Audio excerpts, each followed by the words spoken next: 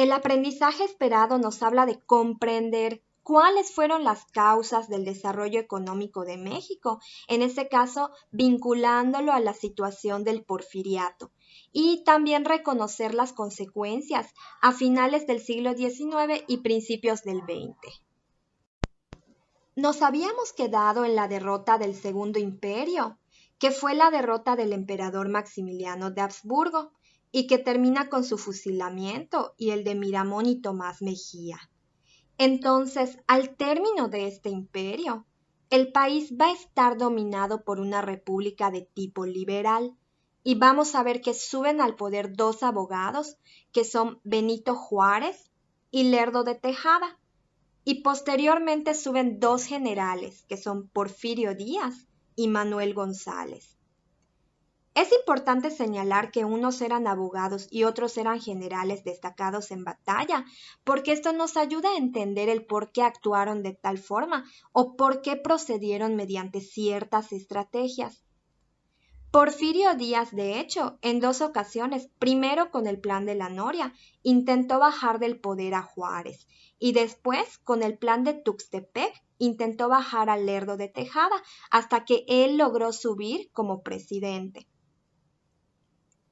En este momento, el gobierno liberal se caracterizó por defender la soberanía. La soberanía la vamos a entender como el poder que manifiesta un pueblo, de poder ejercer sus propias decisiones mediante un representante. Y en este caso, pues sería el presidente. Pero a fin de cuentas, es el pueblo el que tiene el poder.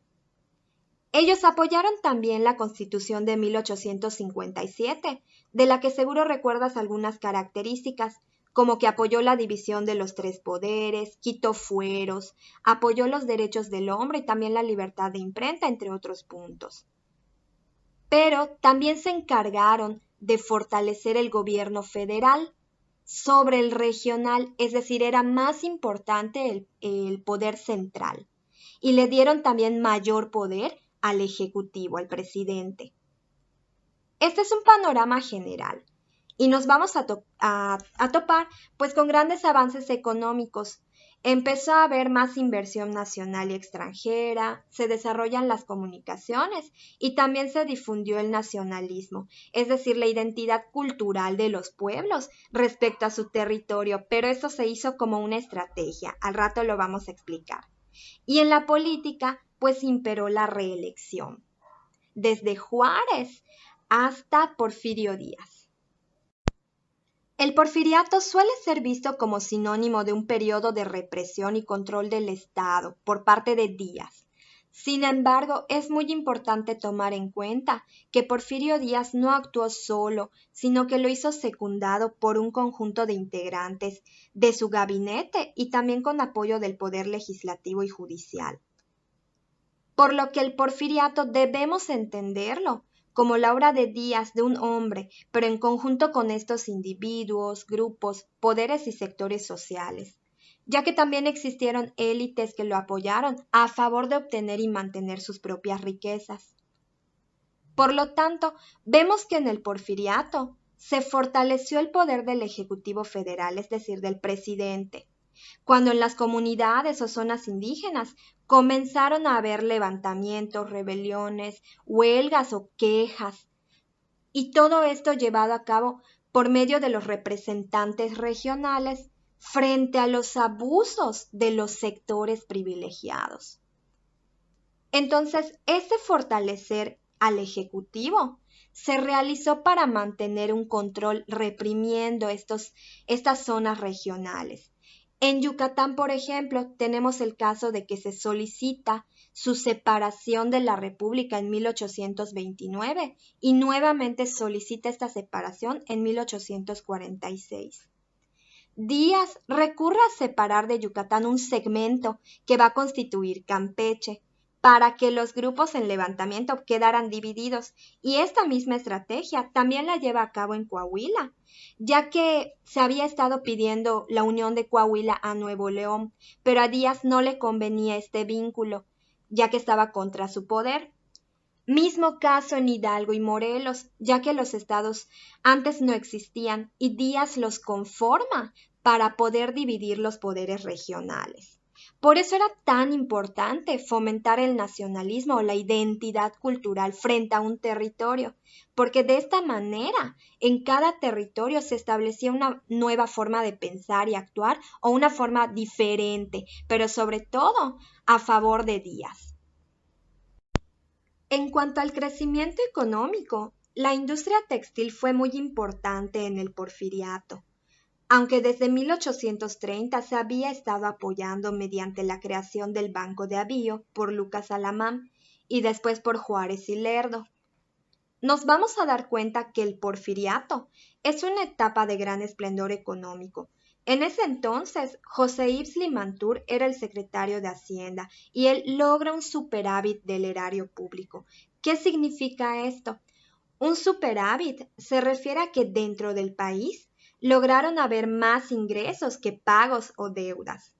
También se lograron llevar a cabo inversiones entre estados, nacionales y extranjeras. Ocurrió el primer permiso o concesión petrolera con la London Oil Company. Se desarrollaron bancos y empezó a funcionar la bolsa de valores. Incluso aún en esta etapa de México se seguía promoviendo la colonización y llegaron italianos a México en este periodo.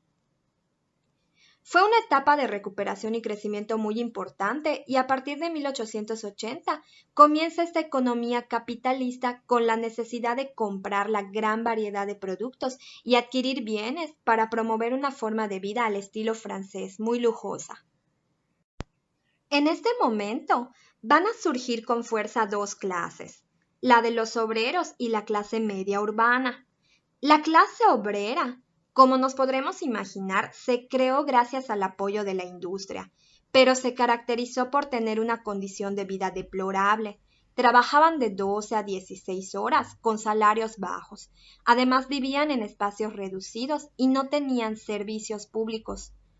Los patrones se negaban a negociar con ellos y optaban por la represión mediante la fuerza e incluso sobornaban a los líderes de los movimientos para que se relajara la situación.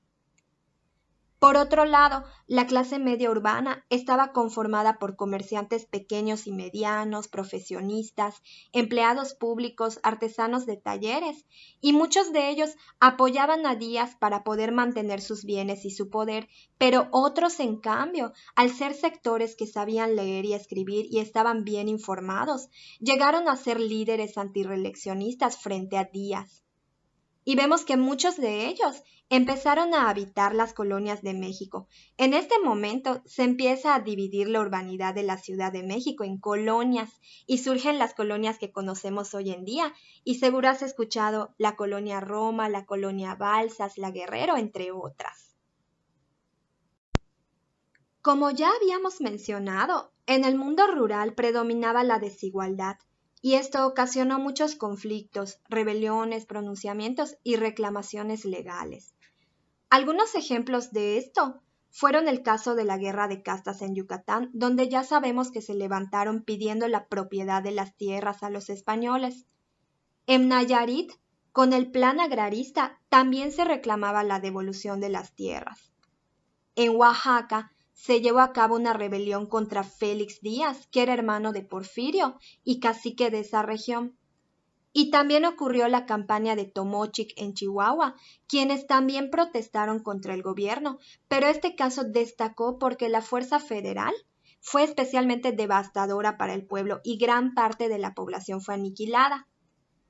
Aunque no nos lo menciona en la lectura, también fue muy importante un levantamiento ocurrido en Veracruz, cuando un grupo de opositores a favor del Lerdo de Tejada desembarcaron y Porfirio Díaz manda en telégrafo una contestación al gobernador pidiendo que los maten. De aquí su frase célebre, mátalos en caliente, con la que nos damos cuenta, pues, de la frialdad y medidas que tomaba el presidente.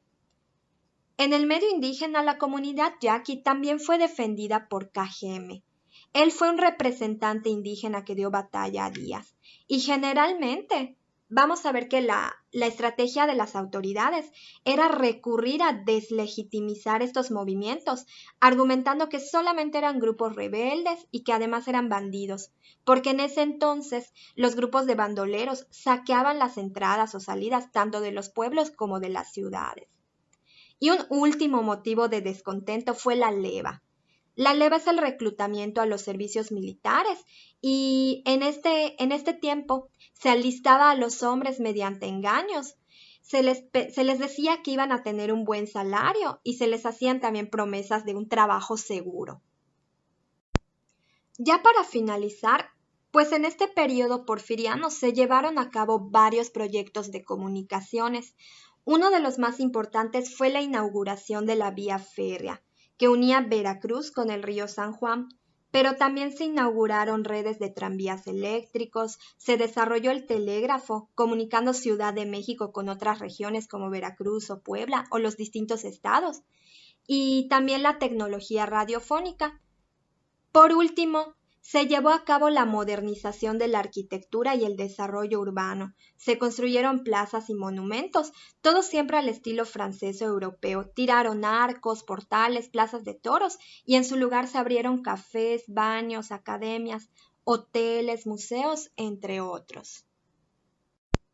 Como conclusiones, vemos que este periodo fue dominado por el republicanismo liberal, que suben al poder especialmente Juárez, Lerdo de Tejada y Porfirio Díaz.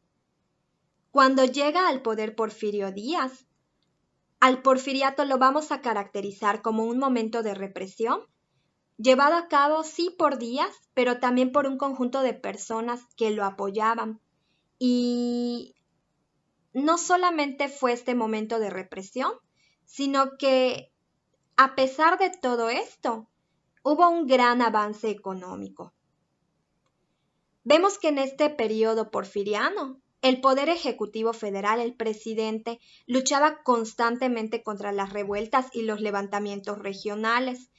Vemos varios casos, varios ejemplos como el de Yucatán, Nayarit, Oaxaca, Veracruz. Todos estos movimientos surgieron por la desigualdad. En las ciudades también había desigualdad hacia los obreros, quienes sostenían una relación difícil con los patrones, pues por las condiciones deplorables de vida. A la par que los obreros, surge la clase media urbana. Muchos de ellos estaban a favor de Díaz para mantener su poder, pero otros se pronunciaron contra sus reelecciones. En la economía vemos que se crean bancos, ocurre un superávit, ocurre también la primera concesión petrolera y se sigue fomentando la colonización. Fue también muy importante la industria textil. Y en cuanto a los proyectos de comunicaciones, vemos que uno de los más importantes fue el ferrocarril. El ferrocarril también permitió que se transportara la materia prima entre las industrias. Se crea el tranvía eléctrico, surge el telégrafo, la tecnología radiofónica y de manera general ocurre un mejoramiento de calles